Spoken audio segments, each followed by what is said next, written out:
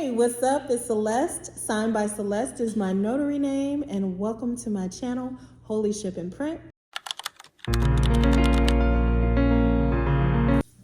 All right, so for today, some of you may notice I have on my iPostal jacket.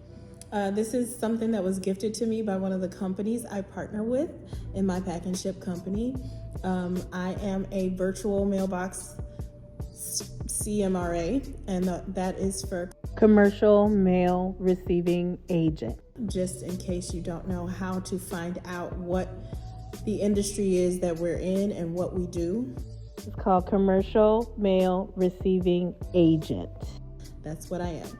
So, and this is my agency, Holy Ship. So I received this wonderful fleece because I got some 5-star reviews. So I am feeling pretty good. I love the fleece. It's perfect weather for it right now. Perfect weather for it right now. And yeah, I'm just enjoying the benefits of being a good customer service person. So, all right, let's talk about just a couple of things that I probably haven't mentioned before. I want this episode to be a little bit more about what I know as a business owner versus how to start a pack and ship specifically. Not just what I know, but what I can maybe hopefully share with you all. So let me just do a little bit of background. I am, number one, I'm a mom of 4. So I do have 4 daughters. Secondly, I am married my high school sweetheart. So I have multiple businesses, and one of the main businesses, first one that I started with him. He is my partner in that business. So I do have income that comes in from another business that I've had for 25 years. Yeah, with that, I would just say I learned the rules of entrepreneurship. That business is the one that I had the most trial and error with, and I was very fortunate to have a great partner to be along that journey with me. So I'm very proud of that business. We own a car audio shop, and that is still open, it's still around. We still do things with it, but I am pleased to be over here in this pack and ship store because it's just a little more calm and controllable for me. I can do a little more of the work in it without just being the behind the scenes person, the paperwork person, the payroll person. I'm more hands-on in this business in a sense. I have a lot of knowledge of the car audio industry as well because that's where I started. I'm going to age myself by saying this, but I started out at Circuit City in the 90s. So I think I'm gonna stop there. I'm not gonna go any further into that, but that is how I got into that industry. So yeah, that's what piqued my interest in the car audio industry, was working for one of the big box stores, which did extensive training back then. In the 90s, you had extensive customer service training. Customer service was key. The customer was always right. Everything that they, trained you on had to do with the customer. And that I attribute to, I attribute my success in customer service in all of the businesses there to follow to my training at a couple of places that I worked when I was a teenager, but Circuit City, probably the most. So shout out to all of those who trained me at Circuit City way back when. If y'all are still doing all right, wonderful. Love to hear it, love to see it. But yeah, I have kept my customer service skill on point ever since. So moving forward, the car audio business has been a blessing. I'm not gonna call anything that I do a curse, but it has its balance. It definitely has had its ins and outs, its ups and downs, and it takes a very resilient person to run and keep afloat a non-recession proof business, because car audio is something that people don't have to have. It's something they might want. It's not a necessity. It's a luxury.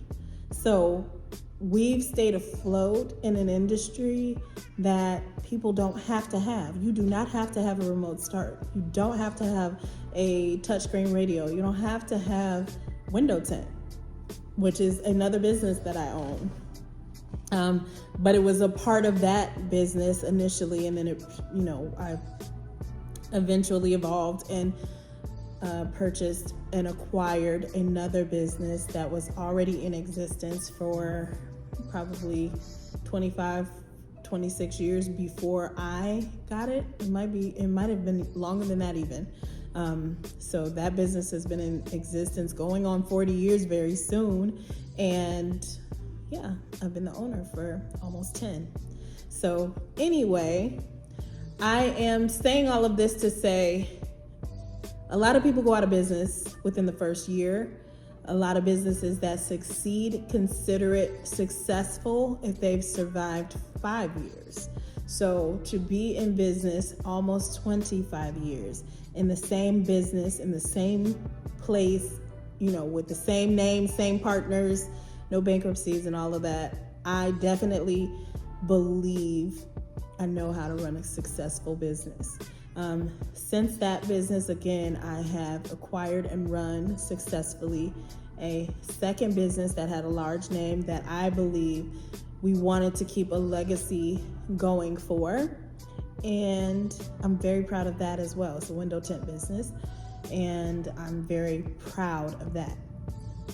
Along with being proud of it, I am proud of being in a male-dominated industry in both of those categories, and being the one to walk in the room and sit at the table with the big guys and not feel out of place, not be made to feel out of place because I came as though I belonged.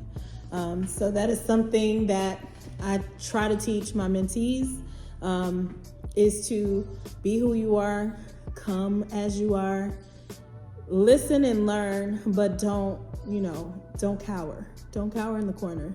Let them know you're there. Let them know you belong there. Let them know that this is your business, your industry as well. It belongs to you as much as it belongs to them, and that you are going to do the thing. Okay?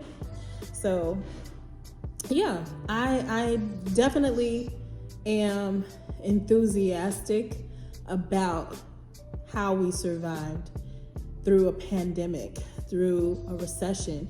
We were open in 2008 when the recession happened. Even though it was a housing crisis, a lot of people were holding on to their money. They were very cautious about how they spent. So a luxury business surviving through the recession, and then a luxury business surviving again through a pandemic while raising 4 children who are now about to graduate college and things like that. I'm super pleased. Okay, I cannot be more proud of my family and our resilience, and persevering through good and bad times.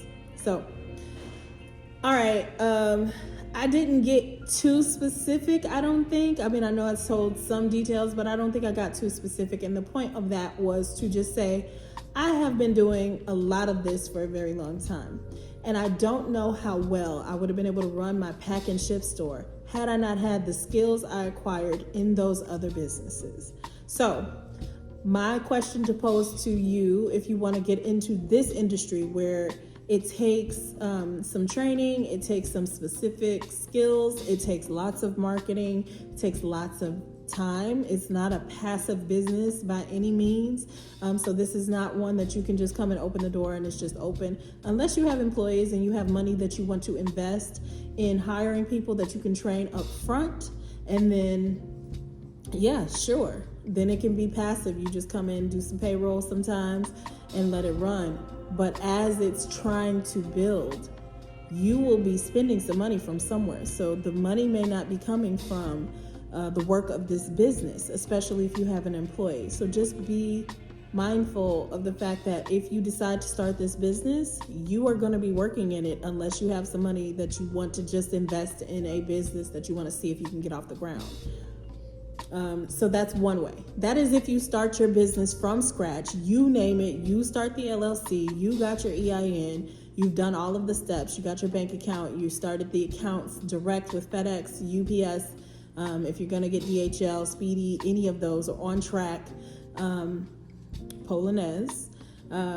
You've done all of the work to get those going, and now you just want to invest in, keeping it rolling by having an employee be at the desk and you go out, talk about the business, or you market the business with advertising dollars, or however you're going to do that. The second way to do this, if you have money to invest specifically, is we've been talking about within the industry, buying someone's existing business that's already there, people who are a little bit older, who might be in their 60s, 70s, going on 80, and no longer want to work within the business. So they're ready to retire. They've already, decided that this is something they're not going to pass down to their children, or their children aren't interested, and they want to keep the business going, but they also don't want to continue.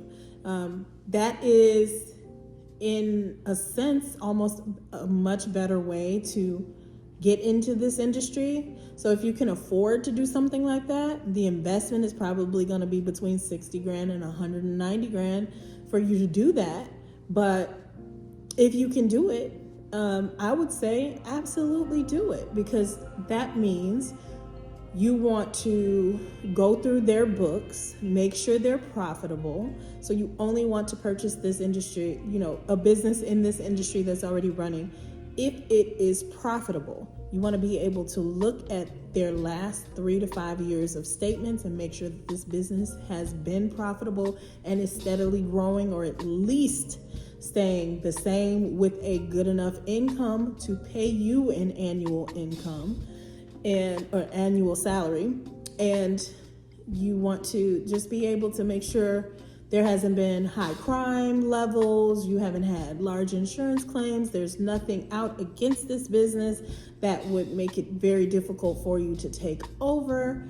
But that is ideal. If you have the money to invest and you're looking for something that is not extremely difficult to do, it takes skill, but you can learn it. This is a great business, and it can be more passive if your mailboxes are full. That's the only way to make this business more passive, is if you have clients that are already booked and renting your mailboxes, and it's still not completely passive, because those mailbox customers want their mail. They want scans, they want shreds, they want you to forward mail, they want you to do things to work for that money. So you still have to work, or your employee has to work, however you've done this. So if you've bought the business, it had employees, you want to find out the truth from the owner about keeping those employees, or starting with your own and start training from the beginning, because sometimes when you buy a business and you try to buy the people in it, if it's very technical, you want the people in it because they know how to run the machine. Hopefully it's running like a well-oiled machine, and you're buying into something that's already running like a well-oiled machine. But if it is not, if it has, employees that have had, provide what I call cancer in the nature of how their tone is, how they act, how they project on the other employees, how the customers feel about them because they don't necessarily love or like their job. You want to make sure you're eliminating any of the cancers that could be in the business currently, and start fresh with new and improved opportunities for new, fresh faces to get in there and hopefully increase and enhance that business that's already existing, increase and enhance the experience that those who have been renting there for a while but wanted a better experience, provide that for them. Make sure that they get, to know the new owner is willing to improve all of the conditions, so even if they love the place, they will get what they were getting before and more.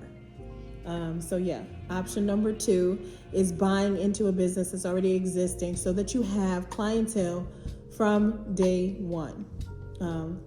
Definitely do your due diligence. I can't tell you that's the better option if you're buying something that was failing, or if you're buying something that was doing okay but on its last leg. I don't know. I would start from scratch at that point, because you don't want to buy bad business. You don't want to take on anyone else's problem. You don't want to drag on anyone's negative business, period. So you would start your own. So that's my advice there. And then another thing that I wanted to mention is that I would try to find ways to get into government contracting in this industry. I am just now starting to do that, but definitely look into ways for you to get a government contract, providing them paper, providing them envelopes. They always need something. Everyone calls them the largest customer for everyone. Now, I know we have a lot going on in our government right now. We have a lot going on, there's a lot going on everywhere. But I do believe that it is still very feasible to try to make them a good customer of yours. And if you do something simple where it doesn't make or break the business, it's just an add-on. It's a bonus. So register with your local government, register with the federal government, and see if there's anything that you can provide from this store. Because a lot of us are doing multiple things. We are not just a shipping store anymore. I mean, it's lovely to be a shipping store. I absolutely love that part of this business, and that is the main part of the business. But I also enjoy the creative side that I get to use, the skills that I've had, the skills that I've been using from the beginning, especially on the printing side of things. I enjoy using my creative side to get other things going. So I've been designing, party favors and all sorts of things that I can print. I love that we can print canvas. Again, I am a PhotoZoomer person, so I have a printer from PhotoZoomer. I am with them since August or so of last year, and I love the fact that if I need a banner for a party, if I need to print something for my walls in here, I am just easily going to design something and print it. And I'm going to show you guys in a different video how easy it is to print from PhotoZoomer. And I'm someone who is not very shy when it comes to tech. So I use Canva. I have used Photoshop. I used Photoshop in the early 2000s.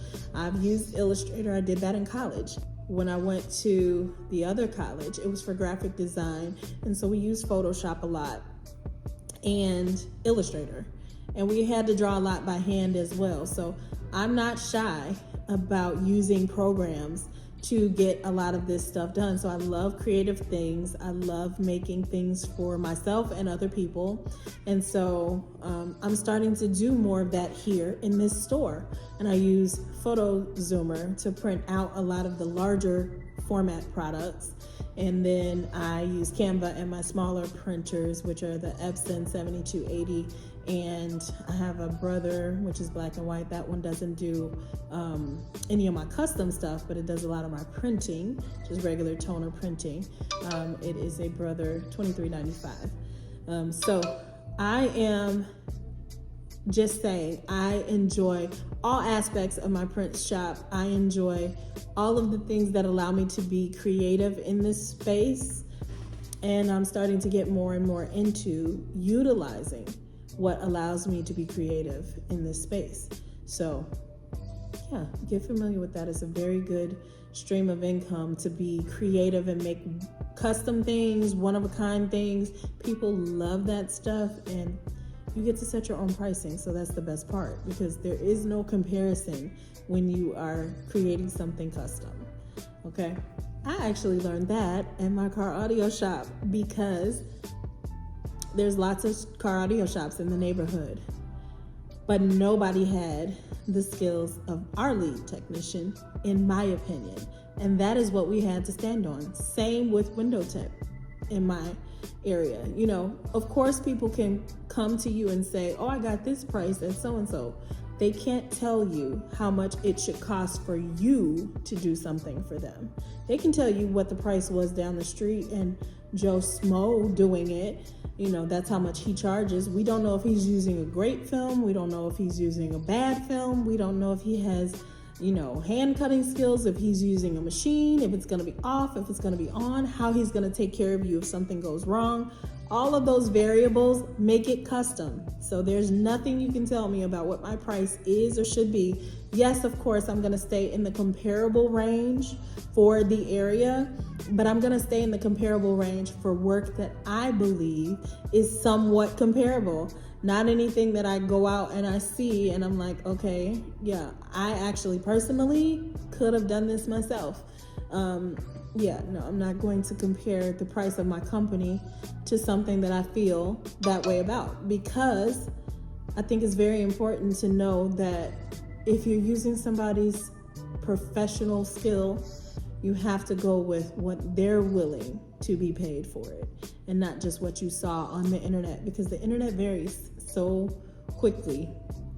And I learned that not just at my car audio shop, but doing what we called price matching back in my Circuit City days, back in my retail days, when people would come in from another location. You know, Best Buy would be like the comparison to a Circuit City back in the day, maybe Apt, but I don't know if Apt was around, maybe they were. So if you brought in a newspaper from one place or you had an internet something from one place, they would want you to match the price of an item. And we used to do things like that. Like, I remember even like Walmart doing stuff like that, but Walmart would not match Aldi because Aldi had generic products, for instance. So Walmart's whatever brand was not going to match Aldi's whatever brand because they weren't the same. So that is the premise that I use when it comes to pricing, custom work, and or just trying to have a rebuttal to the objection of paying the price that I've stated our work is worth when it comes to custom work, because there is no true comparison. You can't tell me exactly how it's supposed to be for my time. You can't tell me what I should be charging for the professional's time that's going to be doing it. So that is a rant, but it's the truth. And I'm hoping that I can fit that somewhere in this video so that it works for information for y'all, because these are just nuggets that I'm trying to drop so that people understand it's okay. It's okay if you have set a price and you believe something is worth one thing and someone is telling you it's worth something else, but they're not the one doing it. My favorite line to hear when a customer has some question about a price to me is, it only takes this, or all you gotta do is this. If you're not doing it, how can you tell me all I gotta do? If it's that easy and that's what you believe and I should be charging less because it's that easy, go ahead and do it. Is that wrong? I don't think it's wrong. I honestly believe it's almost like a pet peeve to hear. It's like, oh, well, he's just gonna charge that much for a radio. All you gotta do is connect 8 wires. Okay. Oh, it sounds like you know what you're doing. I would advise connect 8 wires. See what happens. Half the time, unfortunately, they bring us a fried radio or they connected the 8 wires, but they're not hearing anything because there's a 9th wire. Or, just whatever the case. All I'm saying is the purpose of paying a professional is because they should know what they were doing. They should back and warranty what they're doing. And there's a cost to that. and please don't argue. Either pay the cost or move forward. That's it. That's all. Okay. Now I'm really just talking. Oh my goodness. Why? Why did I just record at least a full half an hour of conversation with y'all and it didn't record? I'm so upset. I just said some of the most awesome things about entrepreneurship and leading gyms and how I got started. I told the whole story and it's not here because I just looked and it was not read at the top. You see why I want to have it forward facing all the time, because I can't tell if I'm even recording. Wow. Okay. So anyway, I don't think that I can genuinely go back and start the story over and have it come out as awesome as it did the very first time. So I'm just going to talk a little bit about bits and pieces, if that's okay. I'm so sorry, y'all. I literally just spent and poured my heart out to y'all about the past and all the things that I think you can do to be great and all the things that I would love to see. And it did not record it. Hurt. Let me try to go back. All right, y'all. I'm just going to finish talking about some of the things that excite me about being an entrepreneur. Some of what I love about it is the creative aspect. I know I talked a little bit about that already, but on this part, I just kind of want to show y'all how I have dabbled in a bit of everything. I have done from painting and artwork. I've sold all kinds of things that I've actually made myself. Sold things, general things that are business related, that I find creative. Like in the last video, there were business cards that I created for somebody. Yes, I have that sort of skill, and where I got that from was the college that I went to. I went for graphic design, which I said. So I love the creative aspect for that sort of thing. I'm currently in the process of creating my first set of potato chip bags for favors for someone, for my best friend. Let me not say for someone. What am I talking about? For my best friend, period. So I am creating those for her niece who's going to college. And I'm also creating water bottle labels for her. And I'm the person that has been at YouTube University for the last 10 plus years, looking at things that people have done that they like to teach that I think I could do. Not everybody is obviously like that. There have to be consumers and there have to be, providers of the product, right? So I like to be the provider of product. I do actually like to shop, so I am a consumer as well. I really wish that I could just make everything myself, but there are some things that I just see that I feel like I have to have. And there are lots of other people who feel that way about crafts. They don't want to make them. They don't want to do this stuff themselves. So I actually tap into that and allow myself to not only see the financial gain in the aspect of learning how to do something, but I just love learning how to do the thing, because then it then tells me that I can do that thing. So that's one of the reasons why I've spent so much time learning how to do things myself, not so that I don't have to pay for them. That is one reason for it. It's not the only reason. I enjoy learning. I'm a forever student. I have said that a lot. I've taken lots of classes and cohorts and all sorts of things as an adult, where I don't have to go to school anymore. I don't have to learn anymore, but I choose to. When I first had my daughter actually went, this is a cute story to me, I went to something called Remax, and something called Remax. Remax is still around. I went to Remax and learned how to do real estate, and went to get my real estate license in 2000.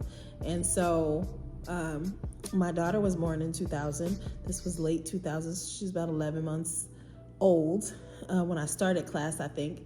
And so it's 2001 actually. And I took classes, night real estate classes, with my baby in tow because her dad wouldn't be home from work already when it was time for me to go to class. And so I would go to class and sit there with her in it. I asked the teacher in advance if I sometimes had to bring my child, would I be able to take this course, if my child was not disruptive to the class. And my baby was perfect. She was in her car seat, under the blanket, drinking a bottle sometimes, using a pacifier others, but quiet as can be, and taking this real estate course with me. And I think that was me not allowing my circumstance to stop me from doing something that I really wanted to do, doing something that I really wanted to learn. And even though I didn't wind up selling houses, I worked at Remax and actually was a receptionist for a while so that I could learn more. And that's something that I've never been hard, it's never been hard for me to do, is work a different position to try to get knowledge for whatever it is that I'm trying to learn.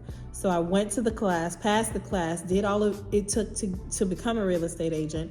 I wanted to know more about the inside of the industry, because you learn things from a book, you learn things from classes, you learn things and skills from going to these courses and doing things, but you don't necessarily learn the ins and outs of that industry by just taking that class, taking that course, or reading from that book.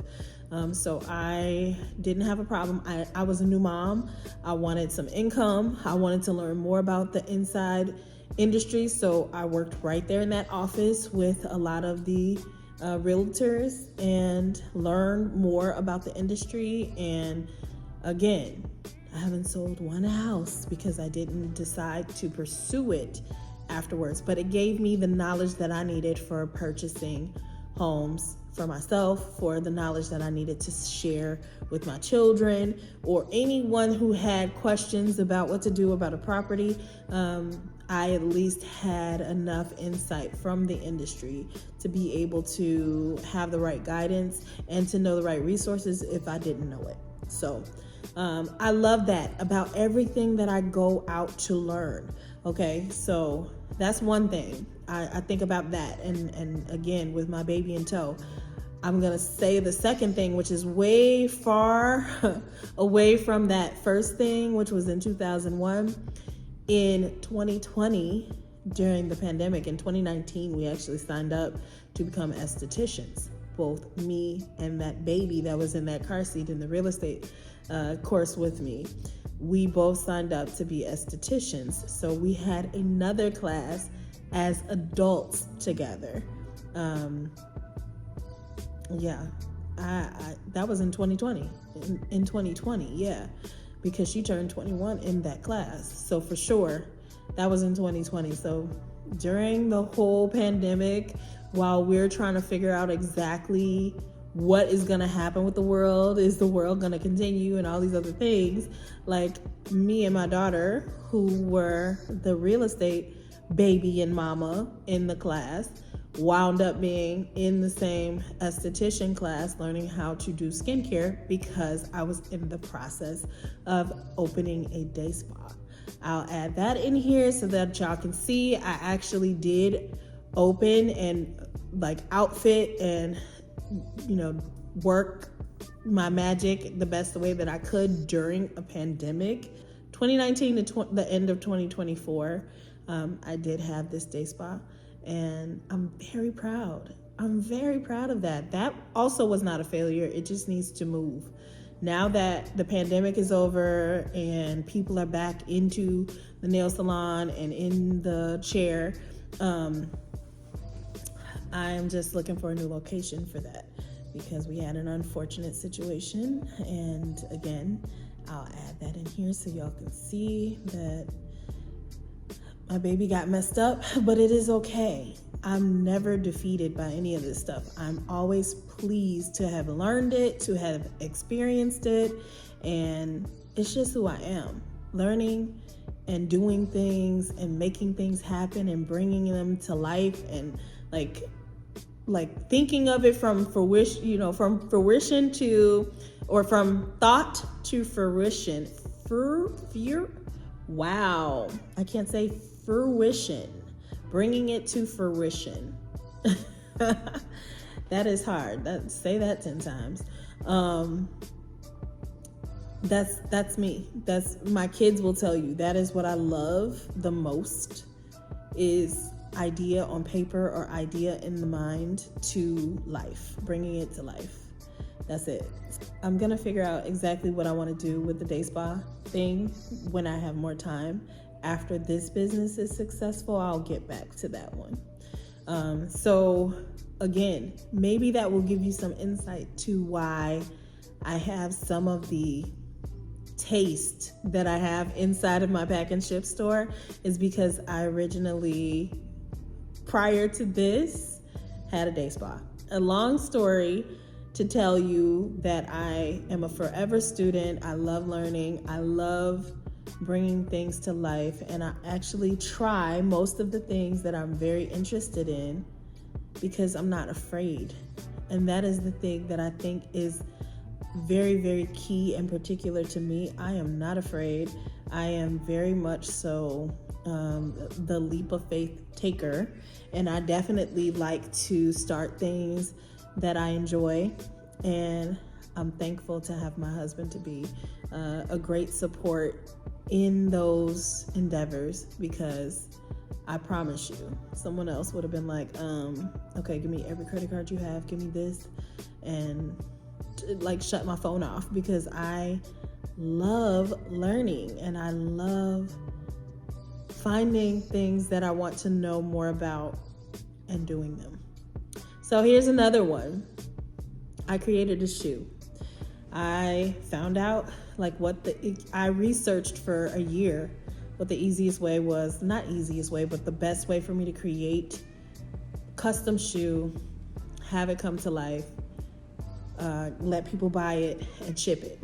And I found a company called Alive that I used to create a shoe. And so I have my own shoe out there with a shoe license, and I actually created shoes for couples.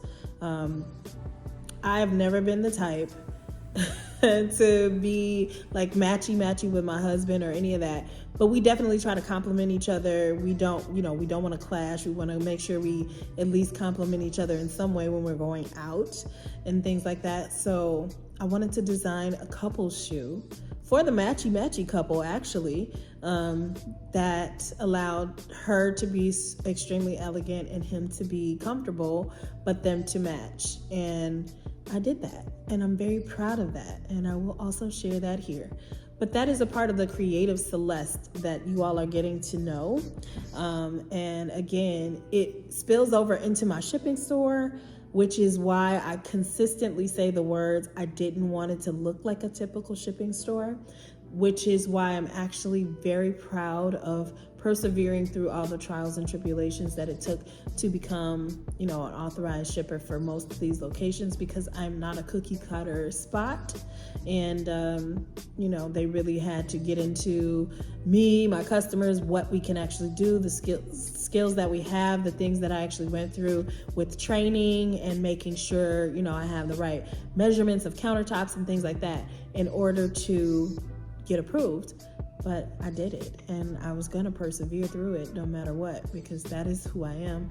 That is what I like. That's what I think we all should be doing. I think we can all win if we just keep going and we keep trying. So now I've talked about going to real estate school, going to esthetician school, opening a day spa, opening a car audio shop, opening a window tint business, opening this pack and ship store. Let's see. designing and creating a custom shoe and having the license. I have a license to that shoe. I'm gonna link that shoe below because it is still available.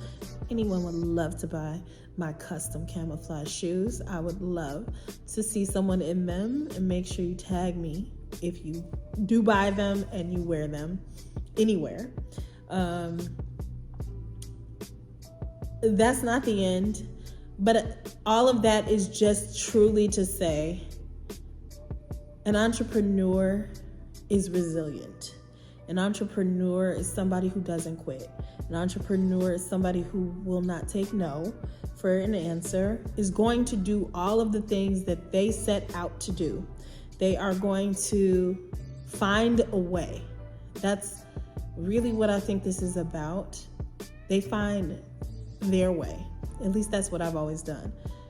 It may not be the traditional way, it may not be conventional to anyone, but I'm gonna get it done regardless because I have to. Like, it's within me to complete the task. So I am grateful for where I am today. And I think that I wouldn't be here if I didn't have the love and support that I have. And I also don't think that I would be here if I didn't have my personality. It does take a certain type in order to withstand the trials and tribulations, the ups and downs of this sort of industry and any other thing that you're going to start that doesn't have certainty. So with that being said, I'm just going to close it here because I've been talking for so long. And like I said, I lost the greatness that I felt was in the other part of the video. So I hope that you got something from this. And really what I would like to see is just that anybody who has a hope or a dream for something, to learn and research what it's going to take for you to make that a reality. Because a lot of us sit back, we take a lot of courses, we take a lot of classes, we want to learn things, but we don't implement them. And if you don't implement them, you will never become an actual entrepreneur. You will just have a hobby, or you will just be a watcher and not a doer, and it won't ever come to life. I want to see what you want to be. I want it to come to life, you know? So I encourage anybody to just keep pushing through, see things through. If it has to be one thing at a time. I am a bit all over the place because I love when I see something I kind of stop right there and go research that thing more. So I'm not saying that's a good or bad thing, but it is how I've discovered lots of things that I've learned over the course of my life. And so, yeah, I'm excited about it. I'm excited for you. See things through. That's what entrepreneurs do. And I will leave y'all with that as my final note. And yeah, I'll add those edits in here of some of the stuff that I kind of talked about that I've done. I might even throw some other things in there that I didn't do, or maybe I'll make a totally different video of some stuff that I want to still learn. Because I don't ever think that anything is done until I decide that I'm never going to do it. So a lot of things that I have on the back burner are still going to get done. I just haven't done them yet. And so that's how I view things. So I'm going to wrap this up. Again, I am Celeste. Signed by Celeste is my notary name. Thank y'all for coming on this journey with me at Holy Ship and Print and through the rest of my life on this channel. I welcome you to like and subscribe, and I will see y'all on the next one.